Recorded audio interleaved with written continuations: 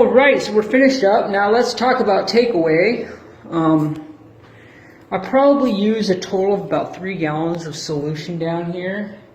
And it looks absolutely amazing. I didn't go sparingly on it because I wanted to make sure that everything got a good dose. And then of course, oh, it's locked.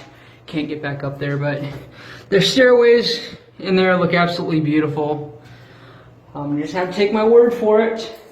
But the takeaway here, I think, is with Magic Wand's Atomic, it was a whole whopping 3.5 to 4 ounces of powder formula that it required to clean this all up. So in a 7.5 pound container, that is going to go a very, very, very long ways.